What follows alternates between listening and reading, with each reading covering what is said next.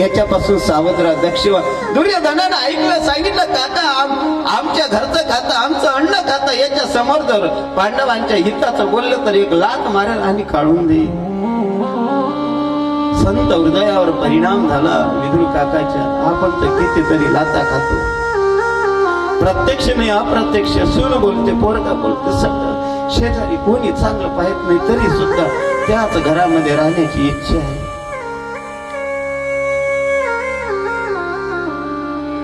सोडण्याची इच्छा झाली तरी जाता येत नाही, जाता आलं तरी मार्ग दाखवणारा कोणी सांगला.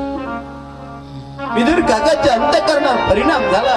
आपला बाण उचलला, धृतराष्ट्राला सांगितलं, हा बाण घे, तुझ्या दारावर ठेवतो, मी निघून जातो. धृतराष्ट्र म्हणतो, नका जाऊ नका. धृतराष्ट्राला माहित आहे पुण्यवान माणूस आहे.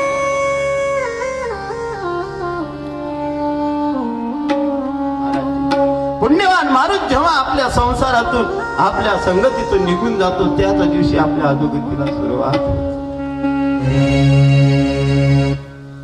म्हणून आपल्या जर तेवढी सामग्री नसते पण त्या साधूजवळ तेवढी सामग्री असते.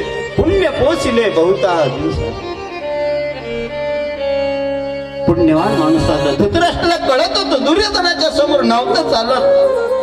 अखेरचा प्रणाम घेतला आणि 36 वर्ष 36 वर्ष तपश्चर्याला निघून गेले. 36 वर्षानंतर गंगेच्या तीरावर येतात. गंगेच्या तीरावर येतात. फिरत असताना उद्धवाची भेट झाली. उद्धवाच्या अंतःकरणामध्ये केवळ कृष्ण भक्ती.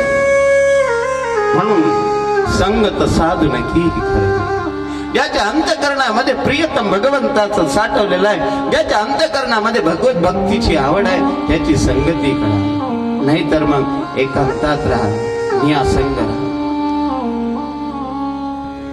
दृष्टाच्या संगतीत काही मिळणार नाही. वडाळाच्या संगती सात्विकी नासती मार खावा लागेल. उद्धव आले, सज्जनचे सज्जन मिले, दोन्ही हात जोडले, 20 हात जोडले, दोन्ही